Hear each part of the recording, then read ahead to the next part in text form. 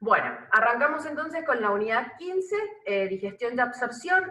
Esto es el inicio de toda la parte metabólica. Nosotros hasta acá hemos visto, bueno, primero todo lo inorgánico, que lo vamos a sacar de circulación, y luego en esta segunda unidad, en esta segunda parte de la materia, vimos las macromoléculas: glúcidos, lípidos, proteínas, enzimas, ácidos nucleicos.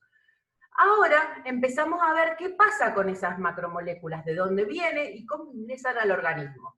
Entonces, en esa parte empieza el proceso de digestión, el inicio, el camino inicial. Primero es ingerir, digerir y absorber.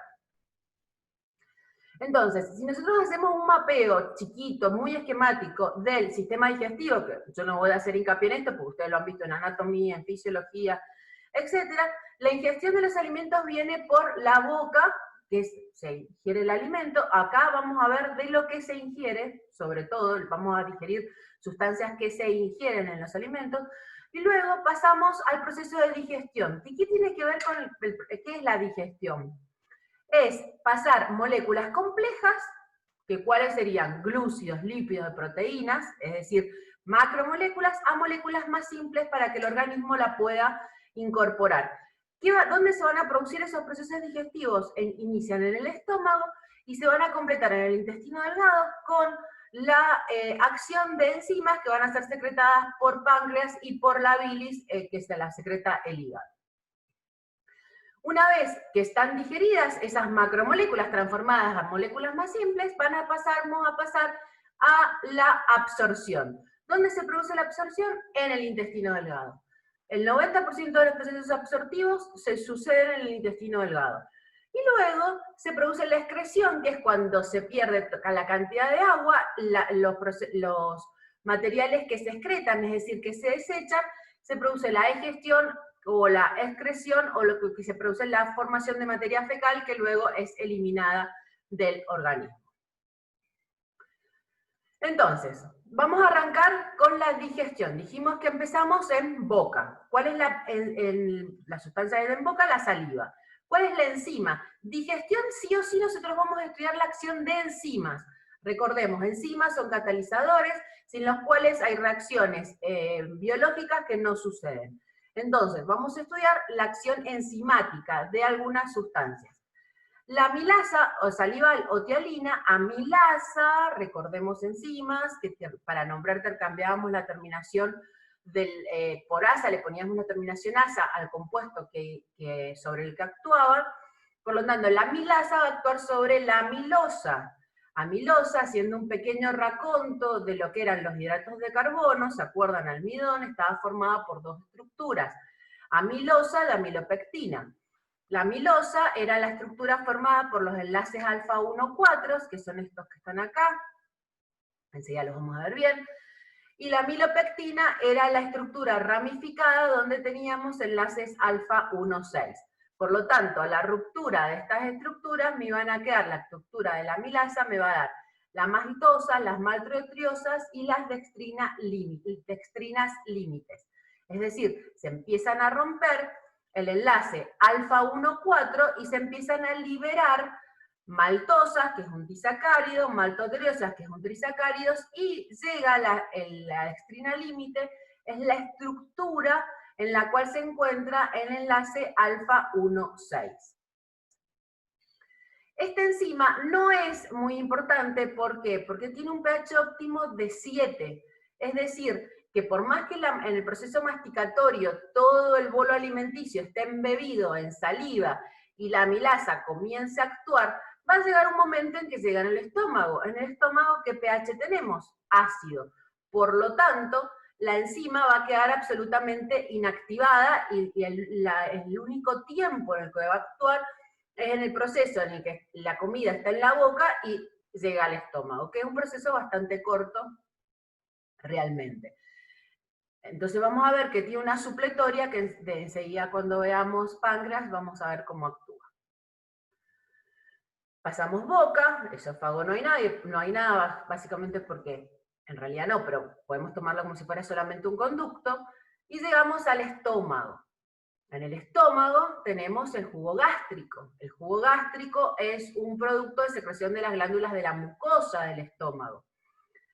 Generalmente es un líquido amarillo que está fundamentalmente compuesto por agua, ácido clorhídricos, enzimas y mucoproteínas. Recordemos que las mucoproteínas son fundamentales porque son las que forman esa capa de mucina que recubre la pared del estómago y protege a las células de la acción del ácido clorhídrico. Si no tuviéramos esa mucina o esas mucoproteínas, el ácido clorhídrico, imaginen lo que le haría a la célula estomacal, la destrozaría. ¿Cuáles son las enzimas que vamos a encontrar en el jugo gástrico? En realidad hay dos, pepsina y la lipasa. Enseguida vamos a verla bien. La pepsina es la más importante. La pepsina está secretada por las células principales del estómago en su estado de pepsinógeno. Recordemos que hay muchas enzimas que tenían forma de decimógenos y que luego eran activadas para hacer la enzima activa. En este caso, el pepsinógeno es un zimógeno que se activa a pepsina por la presencia del ácido clorhídrico. Es decir, por los protones que proporcionan el ácido clorhídrico, es activada la pepsina. Una vez que esta pepsina está activa, realiza un proceso autocatalítico, es decir, ella misma, la propia pepsina, activa al pepsinógeno para volver nuevamente a generar pepsina. Produce la hidrólisis de las moléculas peptídicas internas de la molécula, por lo tanto es una endopeptidasa. Si nosotros recordamos la estructura del aminoácido, fíjense por acá, la estructura de la proteína, perdón, van a ver que están formados, cada pelotita indicaría un aminoácido, por la unión de un aminoácido al lado de otro, ¿sí? Entonces, si es una endopeptidasa, es una enzima que actúa en la parte interna de la cadena polipéptida. Por eso se la llama endopeptidasa. Por ejemplo, acá, en la mitad. Ahí, acá, acá. Su pH óptimo es de 1 a 2. ¿Quién proporciona este pH? El ácido clorhídrico.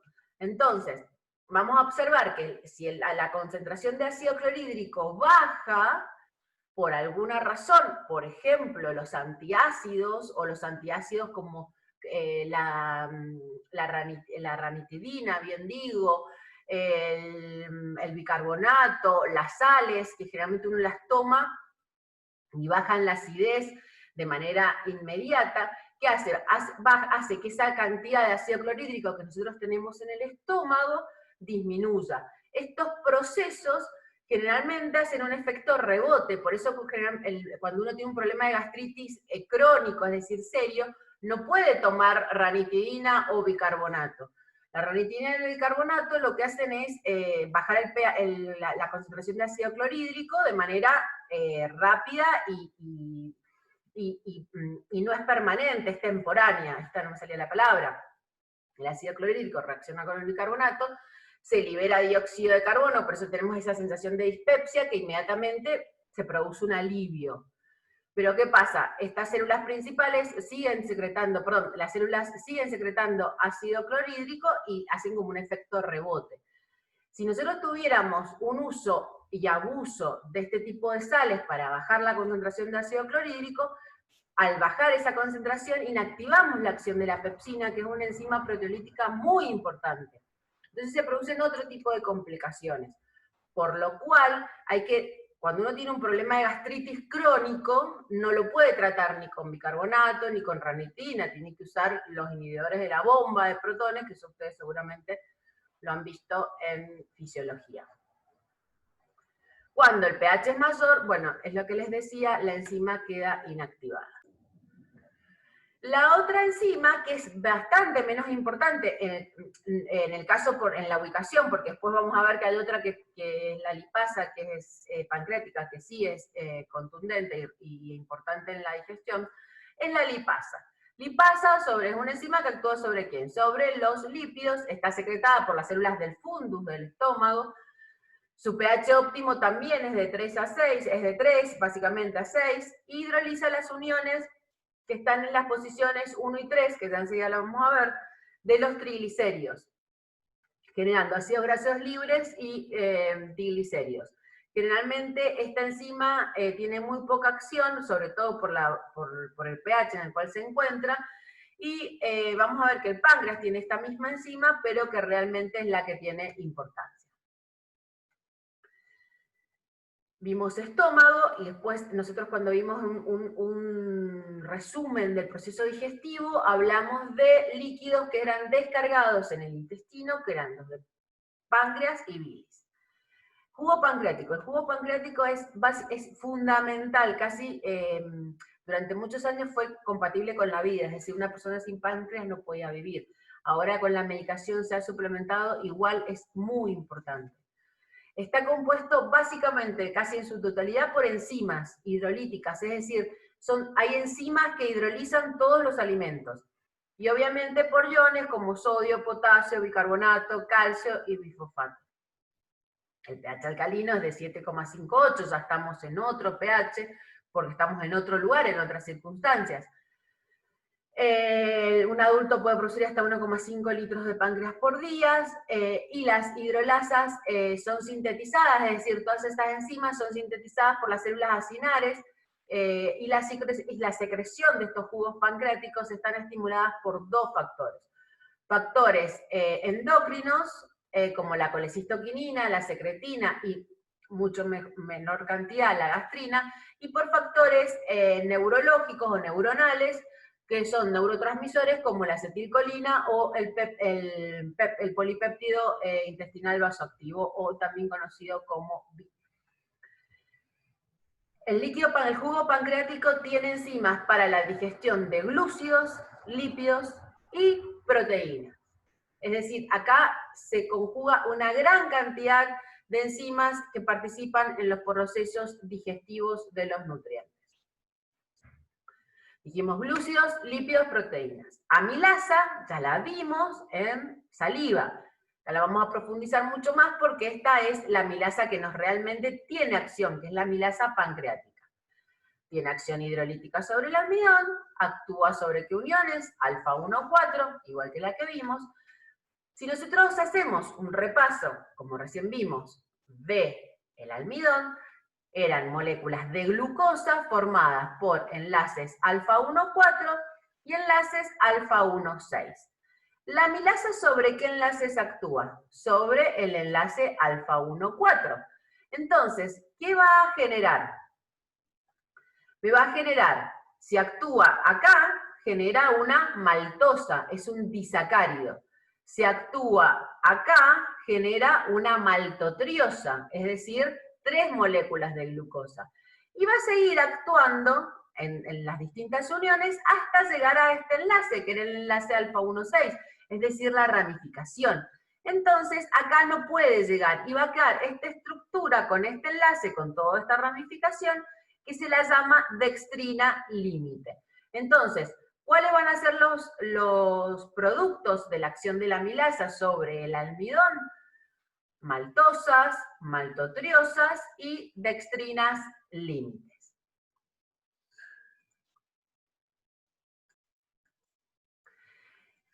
Hablamos de jugo pancreático, teníamos enzimas que eran digestivas para glúcidos, para proteínas, para lípidos. Vamos con las proteínas. Tripsina. La tripsina es una endopeptidasa. Cuando hablamos de endo, ¿qué significa? Que estamos adentro, como la pepsina. ¿Se acuerdan que vimos la cadena de aminoácidos y la pepsina actuaba en la mitad de la cadena? Bueno, la tripsina lo mismo. Esa está secretada por un pepsino, está secretada como un zimógeno, es decir, una enzima inactiva, que se llama tripsinógeno.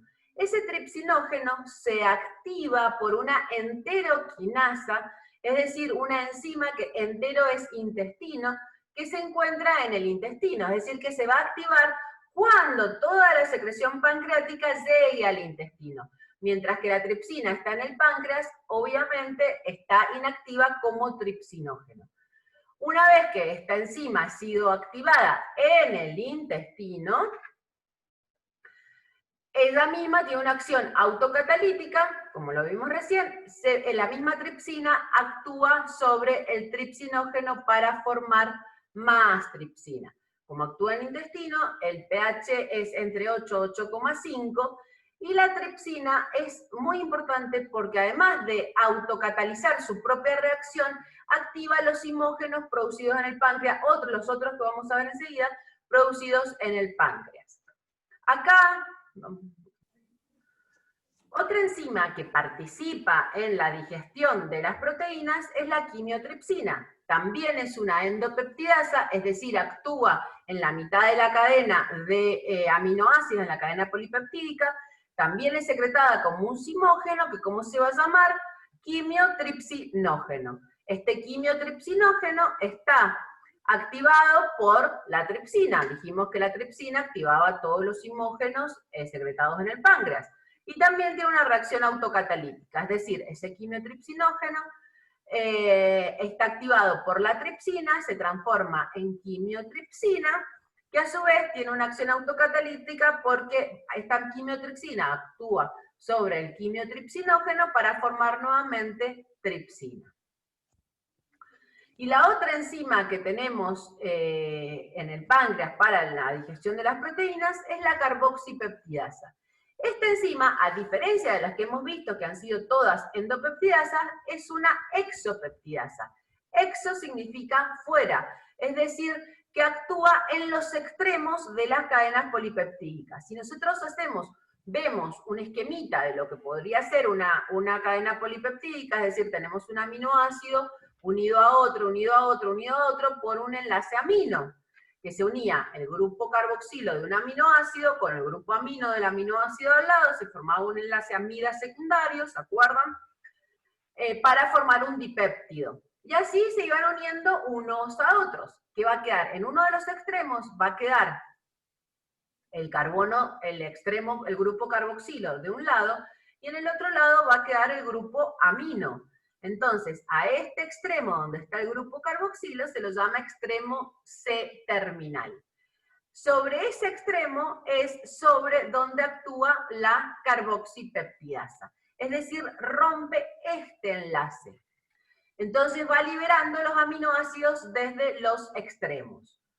También es secretada por un simógeno. ¿Por qué es secretada como un simógeno? Porque quien lo forma lo secreta el páncreas. Entonces, ¿dónde tiene que ser activado ese simógeno? En intestino. Si lo secreta como simógeno, el simógeno se llama procarboxipeptidasa, que está activado ¿por quién? Por la tripsina, y también tiene una acción autocatalítica. La procarboxipeptidasa, por acción de la tripsina, se transforma en carboxipeptidasa, que a su vez actúa sobre la procarboxipeptidasa para volver a formar carboxipeptidasa. Es decir, una vez que comienza, el ciclo continúa. Y por último, nosotros hablamos jugo pancreático, tenemos enzimas que digieren glúcidos, proteínas y lípidos, nos faltó. Tenemos la lipasa, que habíamos dicho que la teníamos en estómago también, pero que realmente no tenía gran importancia química, sí esta, que es secretada por el páncreas. ¿En qué uniones rompe la lipasa? Recordemos, nosotros teníamos un triglicérido, que era un glicerol unido a ácidos grasos por enlace éster. Se unía el grupo carboxilo el grupo alcohol del glicerol más el grupo carboxilo del ácido graso, y se formaba un enlace éster, que son estos que ven acá. Acá tendríamos el grupo oxidrilo, que sería este de ahí, del glicerol, con el ácido graso. ¿Qué pasa con esta lipasa? Y esto es importante que lo marquen, resáltenlo. Actúa solo en carbonos primarios. La lipasa actúa solo en carbonos primarios. ¿Cuál es el carbono primario? El carbono 1. Es decir, este y ese. Entonces, actúa sobre este enlace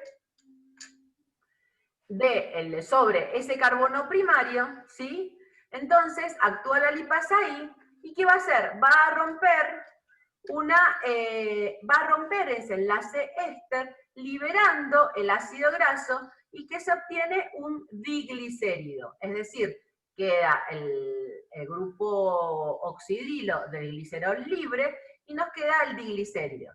¿Qué vamos a tener acá? Va a volver a actuar la lipasa, ¿en dónde? En el carbono 1. Entonces va a liberar otro ácido graso, ¿sí? Y me va a formar quedando un monoglicérido. Entonces me quedaría un tercer ácido graso, que es el que está acá. ¿Puede actuar en este carbono la lipasa? No. ¿Por qué no puede actuar? Porque solo actúa en carbonos primarios, es decir, en el carbono 1 o en el carbono 1 de los dos extremos. En este carbono no actúa, entonces el producto final de la lipasa va a ser un 2-monoglicérido.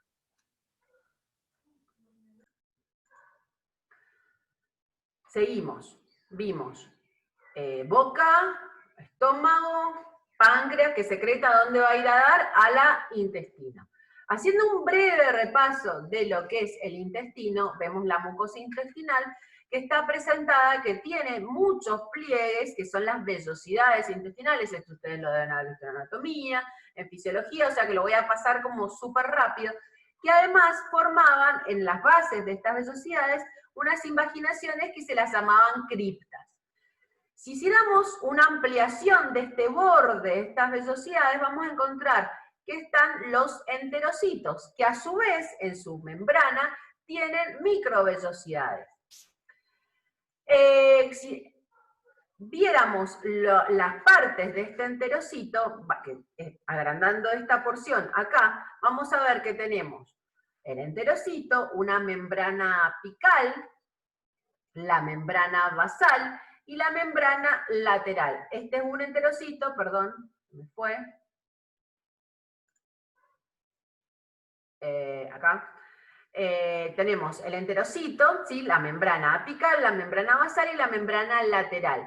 Generalmente la permeabilidad para que los nutrientes atraviesen el enterocito tiene que estar, tenemos una permeabilidad transcelular, es decir, que atraviesa la célula, o una permeabilidad paracelular, es decir, entre célula y célula. Porque estos enterocitos están pegadas una célula a la otra, pero no hay una unión, sino que están pegaditas. Entonces pueden haber procesos patológicos, que de hecho existen, donde estos enterocitos se separan y la permeabilidad paracelular se aumenta, provocando bastantes patologías que ustedes no las vamos a nosotros tocar en esta materia. ¿Qué vamos a observar dentro del líquido intestinal? Es decir, en esa luz intestinal, en ese enterocito, ¿qué enzimas secreta? ¿Qué procesos digestivos vamos a ver acá? La enteroquinasa, ¿se acuerdan que era fundamental? ¿Por qué? Porque activaba la hidrólisis de la transformación de la tripsina, del tripsinógeno a tripsina. La aminopeptidasa, que va a ser también, rompe la unión peptídica en el extremo N-terminal. Recordemos que era como la carboxipeptidasa, que actuaba acá en el extremo C-terminal, la aminopeptidasa también es una exopeptidasa, pero ¿dónde actúa? En el extremo N-terminal, es decir, cataliza la hidrólisis de ese enlace, liberando el aminoácido, en realidad acá, el aminoácido que está en el extremo. La oligo-1,6-glucosidasa, almidón, nosotros teníamos dos tipos de enlaces en el almidón, alfa-1,4, que era hidrolizado por la amilasa, y el enlace alfa-1,6, que hidrolizaba el enlace, la oligo-1,6-glucosidasa, que va a hidrolizar el enlace alfa-1,6, que era lo que daba la ramificación. Es decir, ahí tengo un enlace alfa-1,6, ahí tengo un enlace alfa-1,6. Entonces, en los procesos en los lugares donde yo tengo una ramificación, que tengo un enlace alfa-1,6, ¿qué enzima va a participar? La oligo-1,6-glucosidasa. Y por último, tengo las disacaridasas, que la sacarasa va a actuar sobre la sacarosa, que recuerden que es el azúcar de las frutas, de la caña azúcar, que es glucosa y fructosa, la maltasa, que es el disacárido formado por dos moléculas de glucosa que viene del almidón, la lactasa, que es el azúcar que encontramos en la leche, que está formada por glucosa y galactosa. Es decir, la lactasa no, la lactasa es la enzima que cataliza la hidrólisis de la lactosa, que es el azúcar de la leche formado por glucosa y galactosa. Y por último, vamos a tener una isomerasa que, si recién recordamos que vimos la acción de la lipasa que actuaba sobre la hidrólisis liberando el ácido graso del triglicérido, pero solamente podía actuar en el carbono 1, y nos iba a quedar un monoglicérido, un 2 monoglicéridos, porque teníamos ese ácido graso unido en el carbono 2 del glicerol. Entonces necesitábamos, vamos a tener la acción de una enzima, que es la lipasa, la isomerasa, que muta, cambia la posición de ese ácido graso y le pasa del carbono 2 al carbono 1. Una vez que el ácido graso está en el carbono 1, entonces vuelve a actuar la lipasa. Y por último, el otro líquido digestivo que es de radical importancia es la bilis. ¿Quién secreta la bilis? El hígado. Recuerden, en forma continua y se acumula en vesículas en los periodos interdigestivos. La bilis se secreta en los cuando los procesos digestivos están activados. Es un líquido más limpio, color amarillo generalmente, que cambia de color luego por acción de los pigmentos biliares, porque la bilirrubina, que es el pigmento que se encuentra cuando es secretado, puede oxidarse a biliverdina cuando está almacenado en la vesícula. Tiene un pH 7,8, 8,6, eso estamos hablando de un pH alcalino. ¿Y qué sustancias o qué tipos de compuestos químicos que tienen, si bien no son enzimas, son sustancias que son fundamentales para la digestión, sobre todo de los lípidos? ¿Qué sustancias vamos a encontrar? Sales biliares. Si nosotros vemos acá la estructura, las sales biliares son compuestos anfipáticos, es decir, tienen un extremo hidrófobo, es decir, que se aleja del agua, y un extremo hidrófilo que tiene afinidad con el agua. Sería como una especie de jabón que ustedes vieron cuando vimos lípidos. Entonces, ¿cómo se van a ubicar las sales biliares? Van a poder ubicarse de dos maneras, o bien por su extremo hidrofóbico recubriendo la grasa, y su extremo hidrofílico por fuera, es decir, para que tenga afinidad, o a su vez al revés. Yo tengo un núcleo acuoso, voy a tener su extremo carboxilado, recuerden que son sales, están formadas por un ácido, grupo carboxilo, y un metal, en este caso. Entonces voy a tener la cabeza carboxílica, que es lo que tiene afinidad con el agua, alrededor de la gota de agua o del núcleo acuoso, y las cadenas carbonadas, que van a formar parte de la cadena carbonada del ácido graso, recordemos lípidos, van a estar en la parte que tiene que ver con lo que es hidrófobo, ¿sí? Entonces, estas sales biliares son fundamentales, ¿por qué? Porque nosotros tenemos luz intestinal. La grasa no puede circular con total facilidad en el intestino, que es un medio netamente acuoso. Entonces, ¿qué pasa con esas grasas? Están envueltas con ácidos biliares y fosfolípidos. Entonces la recubren y la vehiculizan por el intestino para que luego puedan ser digeridas. Si no, estas grasas no estuvieran vehiculizadas, precipitarían y no habría proceso de digestión. Entonces, sales biliares, fosfolípidos, nosotros los tenemos acá, sales biliares, los fosfolípidos que tienen las cabezas. El más importante es la fosfatidilcolina, que son las lecitinas, que son moléculas anfipáticas, lo mismo, cabeza polar y extremo carbonado no polar. Las sales biliares están dibujadas acá un poco más grandes, y si no, bueno, las tenemos de esta manera.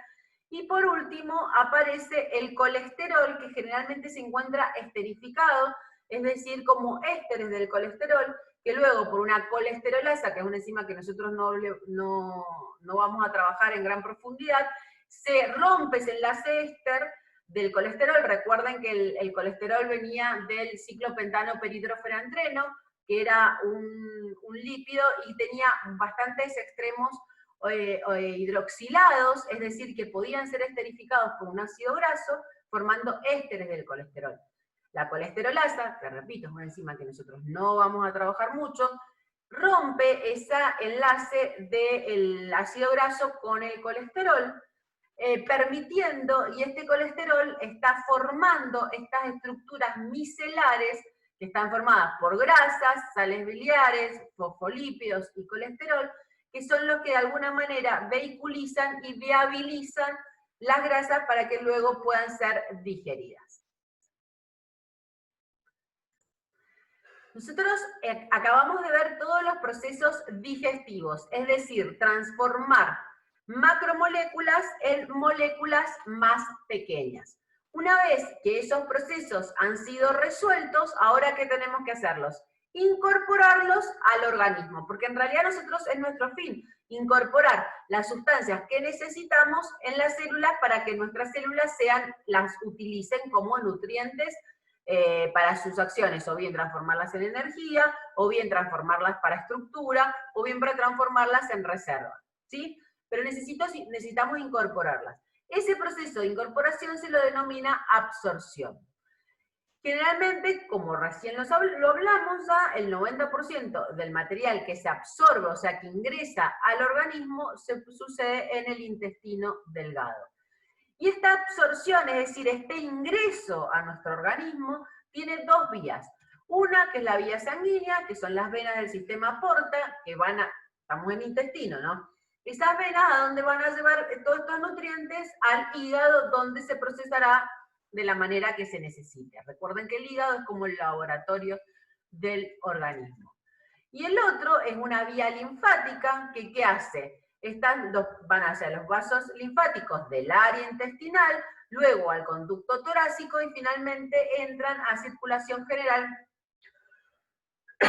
también por el sistema porta. Para que las nutrientes que están en la luz intestinal lleguen a los vasos, tanto sanguíneos como linfáticos, ¿qué tienen que atravesar? El enterocito. ¿Qué etapas vamos a ver en este enterocito? Vamos a ver el dibujito que teníamos recién. Tenemos primero una capa de líquido que está en la faz luminal, es decir, en la cara que estamos a la luz intestinal, donde está toda la comida, o sea, están todos nuestros productos digeridos, intestino delgado. Tenemos una capa de líquido. Después tenemos el glucocálix. Recuerden que es una cubierta de oligosacáridos que recubre todas las microvellosidades. Luego tenemos la membrana apical, membrana. Recuerden la estructura de membrana, doble capa lipídica con macroproteínas incrustadas. El citoplasma, es decir, la propia célula. Tenemos la membrana basal y la vasolateral, o sea, de las dos, la basal y la lateral.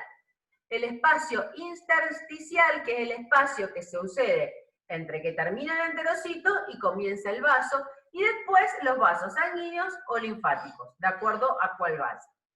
Entonces, para que el nutriente ingrese a donde tiene que ingresar, es decir, a los vasos, tiene que atravesar todas esas estructuras. ¿Cómo lo va a hacer? Vamos a tener distintos modos. Difusión pasiva, difusión facilitada o de transporte activo, que es con consumo de energía. Es decir, necesitamos, ¿de dónde sacábamos la energía de las células? ¿Cuál era nuestra fuente básica de energía? Recuerden, ATP. Entonces, arrancamos. Primer punto de nuestra absorción de hidratos de carbono. Los hidratos de carbono, ¿cómo íbamos a llegar? Teníamos generalmente monosacáridos, en su gran mayoría, glucosa y en menor cantidad fructosa y galactosa. También se puede llegar a absorber fructosa de manera directa, pero nosotros no vamos a hacer gran hincapié en eso, sino que nos vamos a basar básicamente en la glucosa. Entonces, luz intestinal, vellosidades del enterocito, este es el enterocito, de este lado tenemos las vellosidades, la membrana basal. Y de esta parte está el vaso. Entonces, la glucosa no podría atravesar la membrana. porque la glucosa, recuerden que es una estructura polar, y la membrana tiene una doble capa de lípidos, entonces le costaría mucho entrar. Entonces, ¿cómo hace para entrar? En las membranas existen transportadores de sodio. Entonces, ¿qué va a hacer? Entra de la manito del sodio, o sea, no entra sola, sino que entra acompañada de moléculas de sodio, utilizando el transportador de sodio. Por eso se dice que la glucosa utiliza un sistema de cotransporte con sodio. ¿Qué es fundamental que nosotros tengamos muy clara en esta situación? El gradiente. Es decir, la concentración intracelular, tanto de sodio como de glucosa, pero sobre todo de sodio, es lo que va a hacer que este cotransporte actúe. Porque si yo tengo gran concentración de sodio dentro de la célula, el transportador de sodio no funciona. Entonces, ¿qué necesito? Mantener el gradiente. ¿Cómo voy a obtener el gradiente de sodio? Es decir, ¿cómo voy a tener baja la concentración de sodio dentro de la célula? Por la bomba de sodio-potasio ATPasa, que es una bomba que ¿qué hace? Saca 3 sodios, ingresa 2 potasios. Esto ustedes lo tienen que haber visto en funcionamiento de membrana. Y esta bomba es de ATPasa porque necesita sí o sí ATP para funcionar, porque está trabajando, necesita consumo energético. Gracias a esta bomba yo mantengo bajo la concentración de sodio intracelular. Entonces voy a necesitar que va a empezar a acumularse glucosa, glucosa, glucosa dentro de la célula. Entonces, una vez que la glucosa se ha concentrado dentro de la célula, ¿qué la voy a sacar? La voy a sacar con un transportador de glucosa que sale de la membrana vasolateral hacia la sangre. Es fundamental entonces que tengamos en cuenta dos situaciones. Esto es un transporte activo, es decir, hay consumo de energía, y a su vez es una difusión facilitada porque la concentración de glucosa, o sea, el pasaje del enterocito al vaso sanguíneo es por una diferencia de gradiente de concentración. Es decir, la concentración en el enterocito es tan grande que pasa por el transportador de glucosa al vaso sanguíneo. Luego, estos capilares sanguíneos obviamente son conducidos al hígado por el sistema porta. Absorción de lípidos, seguimos con, absorción de glúcidos, seguimos con la absorción de los lípidos. Enterocito, luz intestinal, la membrana basal.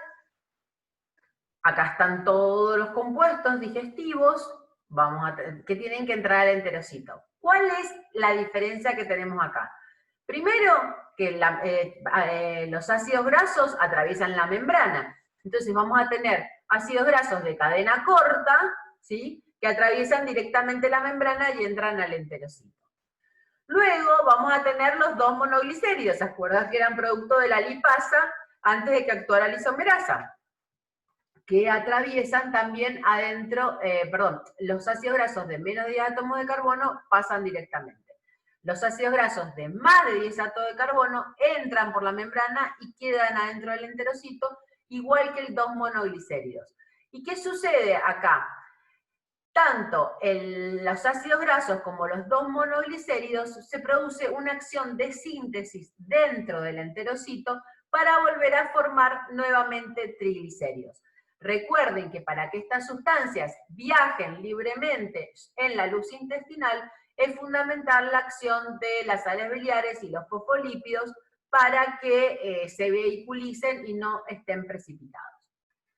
Entonces, vamos a tener los triglicéridos formados dentro del enterocito, que ¿qué van a hacer? Van a formar parte de lipoproteínas llamadas kilomicrones, a los cuales después nosotros cuando veamos este tema lo vamos a profundizar bastante, cuando veamos metabolismo de lípidos y formación de lipoproteínas. Estos triglicéridos se unen a apoproteínas para formar partículas que puedan viajar viajar en soluciones acuosas, que son los kilomicrones, que van al vaso linfático y luego de ahí, por el conducto torácico, pasan a circulación general. Tanto el glicerol como los ácidos grasos de menos de 10 átomos de carbono atraviesan directamente el enterocito, porque son sustancias, los ácidos grasos de menos de 10 átomos de carbono son sustancias polares, porque tenemos el grupo carboxilo, y el glicerol es polar, entonces, y son sustancias bastante pequeñas, entonces atraviesan la membrana y van directamente al sistema porta. El colesterol se absorbe directamente porque es una estructura que es amigable con la membrana y se incorpora junto a los fosfolípidos a los kilomicrones. Bien,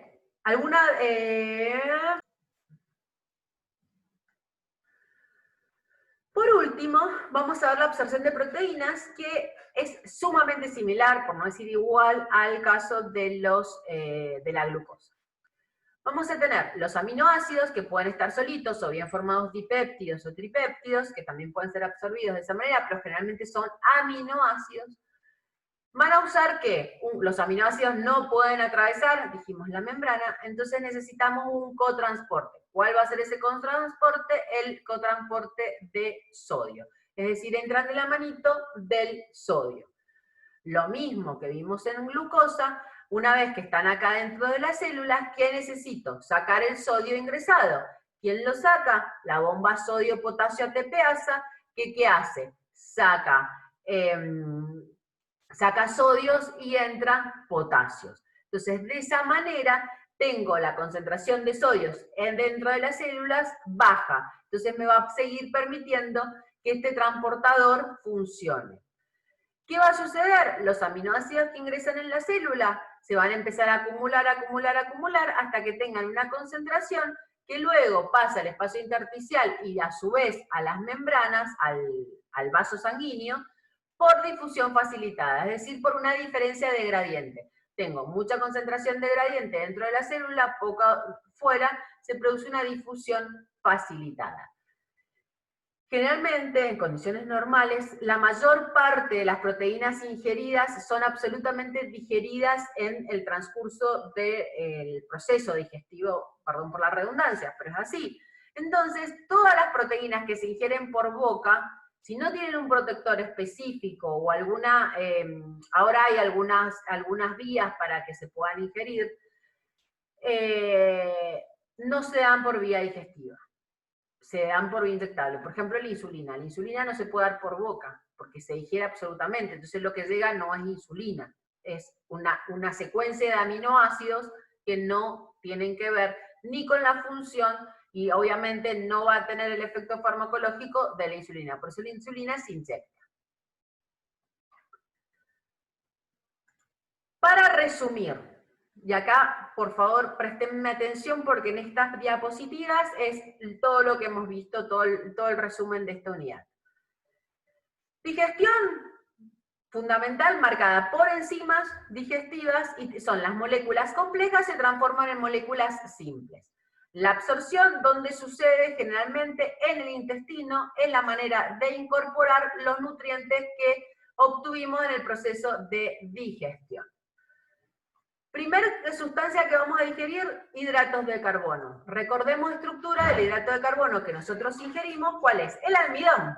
El almidón estaba formado por enlaces alfa-1,4, donde actuaba la amilasa, ¿quién la secretaba? Saliva, menos importante, páncreas, muy importante, rompe enlace alfa-1,4. Y luego, en el enlace alfa-1,6, ¿qué enzima teníamos? La oligo-1,6 glucosidasa, que quien la secretaba estaba en intestino y rompía enlaces alfa-1,6. Entonces, ¿qué estructuras se generaban de la acción de estas dos amilasas? ¿Se acuerdan que teníamos? Se generaban los disacáridos, que ¿quiénes actúan sobre los disacáridos? Las disacaridasas. Tenemos la maltosa, que por acción de la maltasa generaba glucosa más glucosa, la sacarosa, que recuerden que es el azúcar de la leche, directamente se incorpora, que por acción de la sacarasa vamos a tener glucosa más fructosa, y la lactosa, que es el azúcar, perdón, dije sacarasa, azúcar de la leche, es el azúcar de la fruta, de la caña, La lactosa es el azúcar de la leche, que por acción de la lactasa se forma glucosa más galactosa.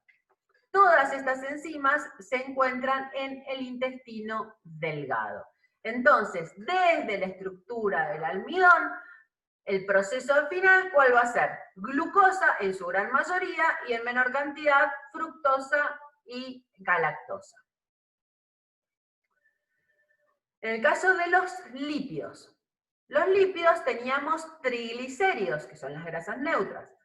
Sobre ese triglicérido, ¿quién actuaba? La lipasa, ¿sí? La lipasa actuaba sobre el carbono 1. La lipasa, ¿en dónde se encontraba? En el páncreas. La lipasa, ¿sí? La secretaba el páncreas.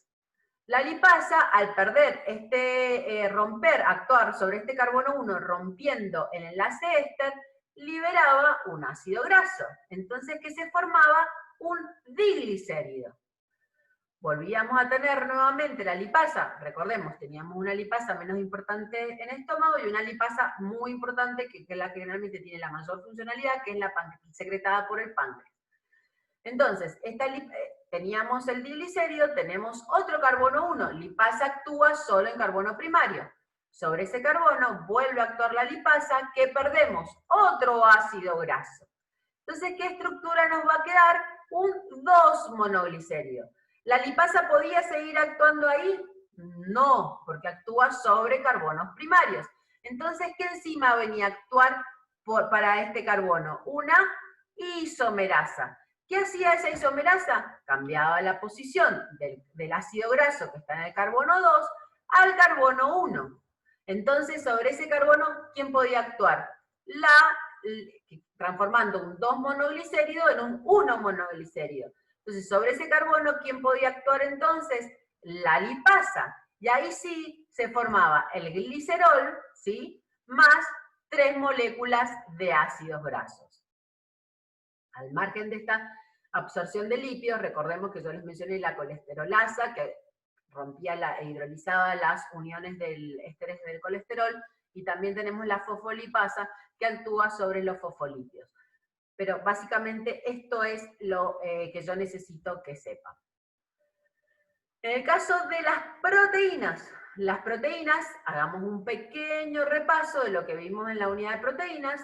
Aminoácido, que era una cadena carbonada con un grupo carboxilo y un grupo amino unido en el mismo carbono, y teníamos la cadena carbonada. Se unía a otro aminoácido, se formaba un enlace con este grupo carboxilo con el grupo amino, se formaba el enlace peptídico.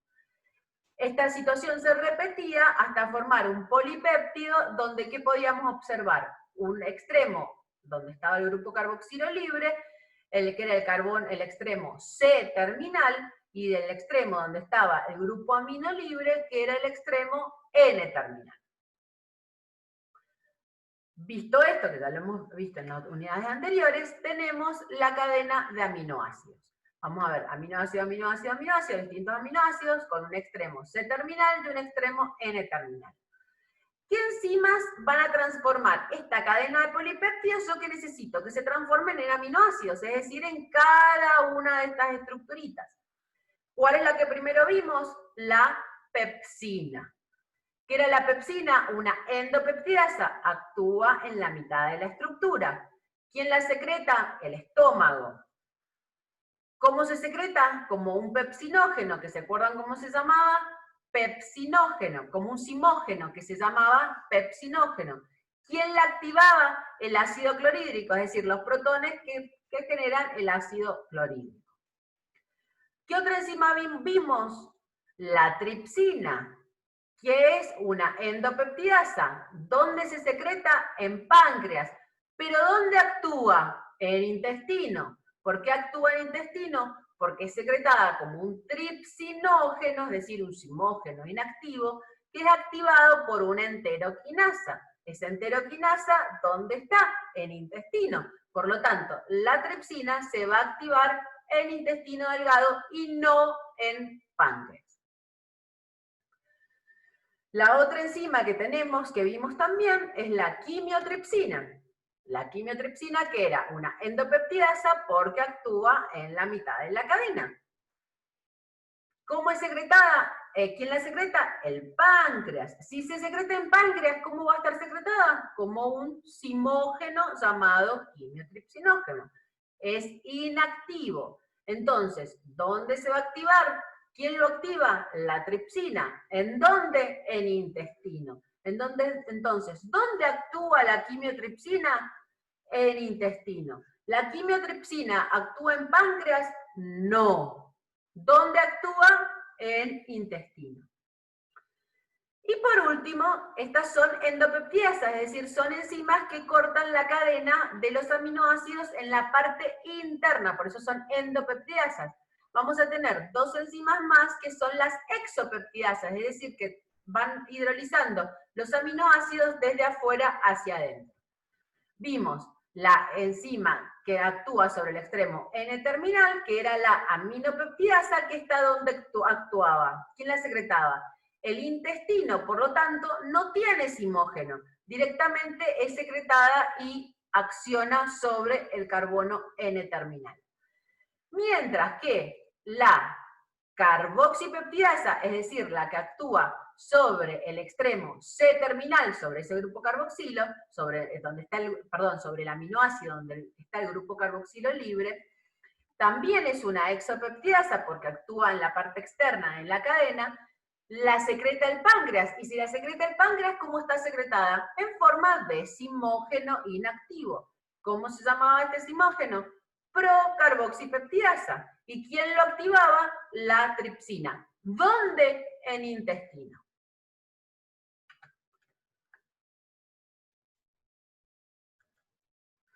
Y por último, vimos cómo digerimos todos los procesos, es decir, haciendo un pequeño recuento. Hidratos de carbono, yo que voy a absorber glucosa en su gran mayoría, fructosa, galactosa. Proteínas que voy a absorber aminoácidos casi en su totalidad y algún dipéptido o tripéptido, es decir, 2 o 3 aminoácidos juntos. Y lípidos que voy a absorber ácidos grasos de cadena corta, glicerol, que pasaban directamente. Luego teníamos ácidos grasos de más de 10 átomos de carbono, monoglicéridos, tenemos colesterol, fosfolípidos.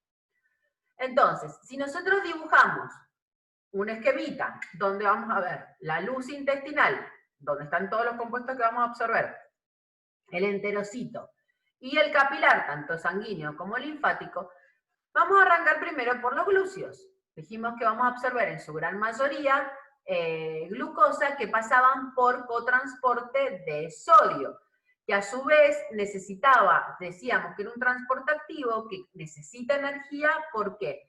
Porque necesita funcionar la bomba sodio-potasio ATPasa, que es la que mantiene la concentración de sodio baja dentro de la célula y permita que el transporte de sodio funcione. Y luego los monosacáridos salen del enterocito por difusión facilitada, es decir, ¿por qué? Porque se acumula la concentración de glucosa dentro de la célula, entonces pasa por una diferencia de gradiente. ¿A dónde va? Directamente a los capilares sanguíneos que los llevan directo a hígado.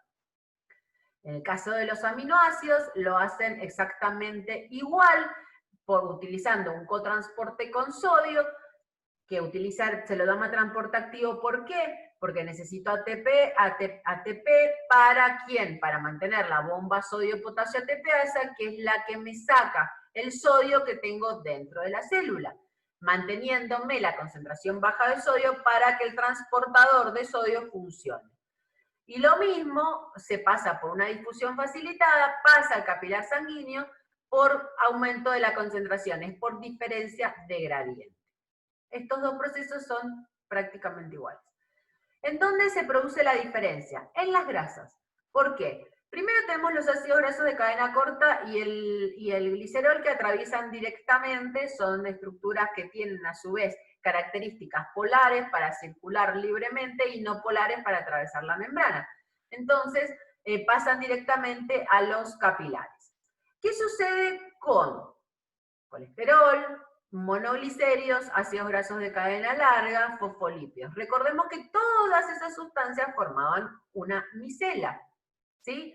Entonces, iban a atravesar tanto los ácidos grasos de cadena larga como los monoglicéridos, entran y dentro de la célula, dentro del enterocito, se resintetiza nuevamente los triglicéridos. Pero ese triglicérido no puede salir a sangre, porque grasa no puede circular por sangre.